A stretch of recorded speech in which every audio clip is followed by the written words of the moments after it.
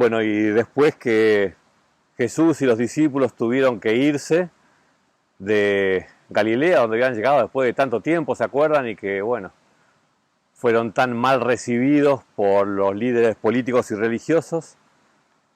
Cuando Jesús hubo cruzado el lago, no de vuelta hacia Decápolis, sino un poquito más arriba, hacia Betsaida, que era una ciudad que tenía un poco más de gente judía viviendo ahí, es la ciudad donde había nacido Pedro y Andrés también.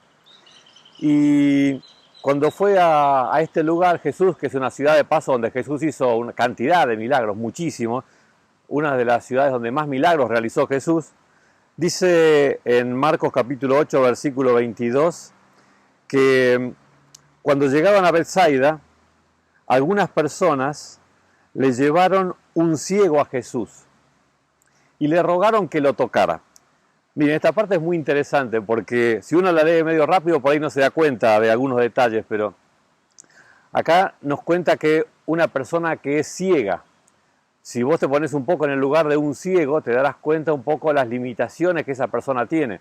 Un ciego normalmente se mueve en un ambiente muy controlado, no varía mucho el lugar donde se mueve porque él necesita conocer. Cuando hace movimientos y demás, está en un lugar de confianza donde él conozca, así mentalmente va recorriendo el lugar donde está y conoce dónde está aunque no vea.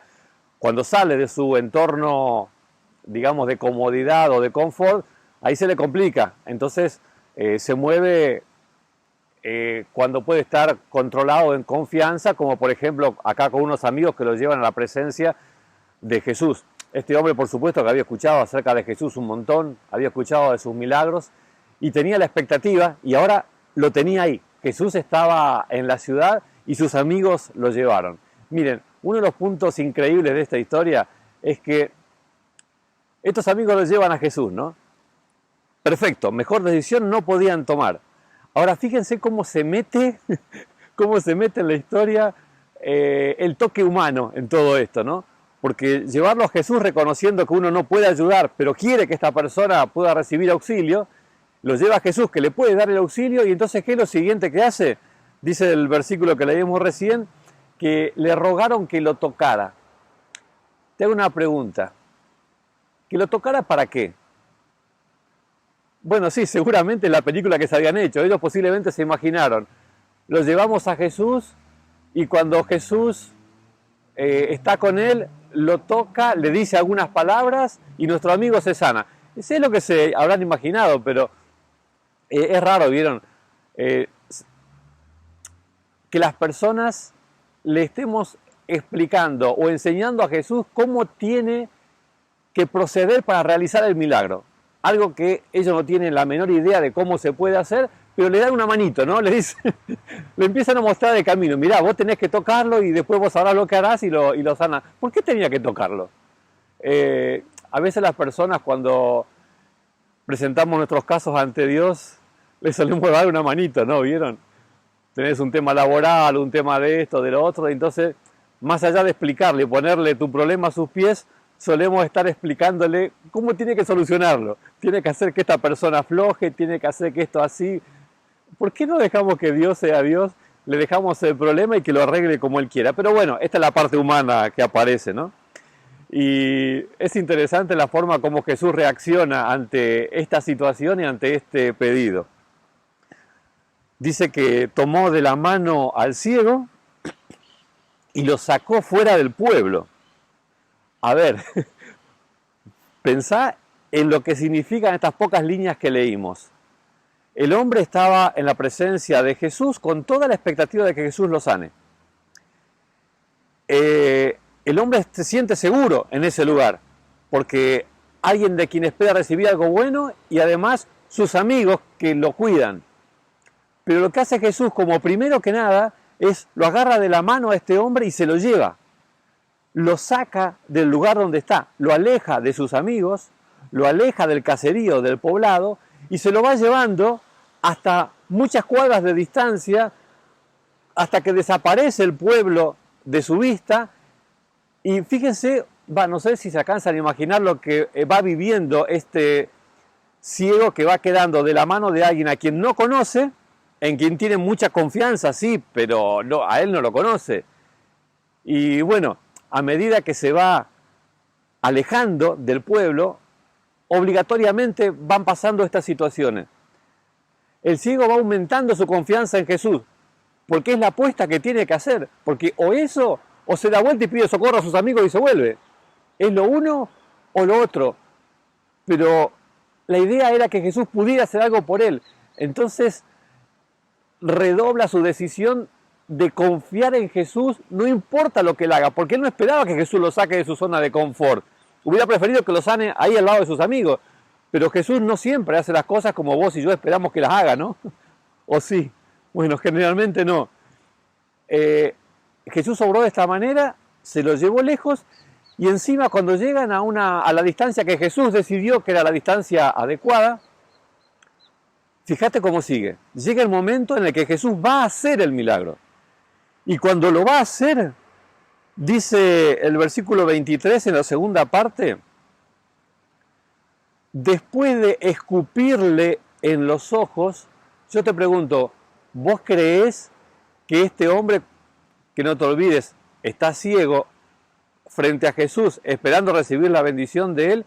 De repente, cuando está con la expectativa de recibir la sanidad, lo que recibe es que le escupen los ojos. ¿Alguna vez te escupieron en los ojos a vos? Difícil, ¿no? No. No te voy a preguntar cómo te imaginás la situación, pero seguramente no te gustaría que te hagan eso, ¿no? Ahora, ¿vos creés que al ciego le gustó que Jesús le escupa en los ojos? ¿Te parece que a él le pareció una situación esperable, agradable? Les pasó como te pasaría a vos y a mí. Ese momento fue terrible para él. Él esperaba otra cosa, no que le escupan en los ojos. Y esta es uno de los momentos claves en la bendición que este hombre recibiría o no recibiría con el milagro divino. ¿Qué es lo que haría este hombre? Porque fíjense que hubiera sido, la verdad, muy sensato que el ciego, cuando Jesús escupe en sus ojos, se retire del lugar maldiciendo y yéndose del lugar y maldiciendo el momento en el que decidió confiar en este hombre, ¿no? Sin embargo, a esta altura ella había desarrollado suficiente confianza en él como para que, más allá de las apariencias, y pase lo que pase, él seguiría confiando en Jesús. Su única chance de poder recibir el milagro que necesitaba era estando con Jesús. Entonces, a pesar del tremendo momento que vivió, él se quedó ahí, se quedó con Jesús.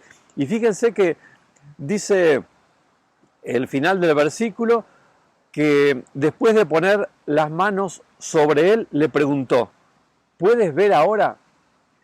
Y tal vez antes de avanzar me gustaría invitarte a pensar también que cuando estamos poniendo en las manos de Dios alguna cuestión grave o terminal o algo tan importante para nosotros, y Jesús no solamente no responde de la manera que nosotros esperamos, sino de una forma que hasta te hace dudar de que te hayas equivocado al ir a su presencia. Mira, la única certeza y seguridad es quédate al lado de Él. Porque todas las cosas buenas que vos esperes y necesites que pasen, solamente van a pasar ahí, a sus pies. Más allá de que las apariencias pudieran aparentar e indicar lo contrario. Entonces Jesús puso las manos sobre él y le preguntó, ¿puedes ver ahora? Y entonces el hombre, dice el versículo 24, alzó los ojos, ¿no es cierto? Abrió los ojos por primera vez en su vida, recibe visión y dice, veo gente, parecen como árboles que se mueven, ¿no? Te das cuenta, ¿no es cierto? El hombre ve, pero ¿ve bien? No, ve mal. Pero ve, o sea, mejor estaba que antes, pero ve mal, o sea, dice que ve a los hombres como si fueran árboles que se mueven, veía básicamente unas manchas borrosas con movimiento. Te pregunto una cosa, ¿no? Porque dice el versículo 25 que entonces le puso de nuevo las manos sobre los ojos y el ciego fue curado. Recobró la vista y comenzó a ver todo con claridad. La pregunta entonces es esta. ¿La primera vez que pasó le falló? Porque dice que Jesús lo tocó, le preguntó si veía y el hombre dijo, sí, más o menos. O sea, veo, sí, pero veo así todo mal. Jesús volvió a poner las manos sobre él y después quedó perfecto. Tuvo que hacerlo en 2 pasos. ¿Le salió mal la primera? ¿Por qué no quedó bien de una? ¿Por qué tuvo que hacerlo 2 veces? Mira, esta cuestión responde a muchas otras preguntas que vos y yo tenemos muchas veces. Fundamentalmente, quisiera decirte, responde esto. Ni vos ni yo tenemos por qué entender por qué Él obra como obra y actúa como actúa. Por eso se llaman milagros. Nosotros a los milagros, cuando Dios los está efectuando, no los entendemos, no los comprendemos, justamente porque es algo sobrenatural. Por lo tanto, ¿por qué deberías entender la razón por la que Él hace una cosa o hace otra? Si Él es Dios y vos viniste hasta su presencia para pedirle socorro porque vos no podés, dejémoslo obrar. Yo creo que el hombre no entendió por qué Jesús le escupió, que el hombre no entendió por qué Él tuvo que curarlo en 2 etapas, pero te pregunto, ¿vos te pensás que le importó algo eso? Porque, ¿sabes? Este hombre llegó a la presencia de Jesús porque esperaba básicamente una cosa, recobrar la vista.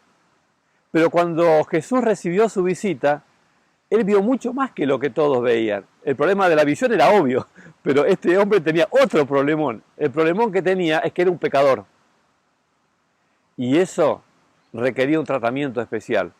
Por eso se lo llevó, le fue generando una confianza, pasó todo lo que pasó y finalmente Jesús logró depositar en él mucho más que la alegría de la sanación, también la esperanza de la vida eterna, porque vos sabés que las bendiciones temporales son solamente eso. Y escuchame una cosa, ¿qué pasó con este hombre después de que todo esto acá pasó? El hombre se sanó, fenómeno. ¿Dónde está ese ciego ahora? Está muerto, ¿no es cierto? Así como están muertos todos los demás. O sea que si Jesús solamente le hubiera sanado la ceguera, hubiera estado buenísimo, pero hubiera sido algo sumamente efímero, buenísimo, pero muy temporal. Jesús le regaló algo que trascendía su tiempo y que iba para la eternidad. Y por eso es que el versículo 26 nos dice que Jesús le mandó que se vaya a su casa con esta advertencia: no vayas a entrar otra vez al pueblo, porque ¿qué hubiera pasado? Obviamente iba a empezar a contarle a todo el mundo con la mayor alegría lo que acababa de vivir, lo que estaba pasando y que Jesús era lo más grande que hay, que lo había sanado, que cualquiera que esté enfermo que vaya con él, que él lo iba a sanar. Lógico, ¿no? Pero Jesús sabía muy bien también que las personas nos confundimos muy fácil con Jesús y solemos encandilarnos con las bendiciones temporales y por eso muchas veces terminamos buscándolo por el aquí y ahora, para que nos ayude para solucionar pequeños problemas del presente, y eso nos encandila de tal modo que dejamos de ver lo más importante que Él quiere darnos, que tiene que ver con la vida eterna. Ojalá que esta historia sencilla, corta y también muy interesante te ayude a vos y a mí a entender estos detalles. No tenemos por qué entender por qué Dios obra como obra cuando ponemos nuestros problemas a sus pies. Tampoco tenemos que diseñar un protocolo de procedimientos para que Jesús sepa cómo tiene que hacer y en qué momento para solucionar nuestro problema. Ojalá vos y yo aprendamos a confiar en Dios y permitirle que Él diseñe el camino de la solución y de la salvación para nuestras vidas. A todo esto, nuestra parte en todo esto, al no ser la de explicarle qué es lo que tiene que hacer, ¿te das cuenta cuál es? Es mantenerte a sus pies, pase lo que pase. Y ojalá así te pase a vos y a mí. Amén.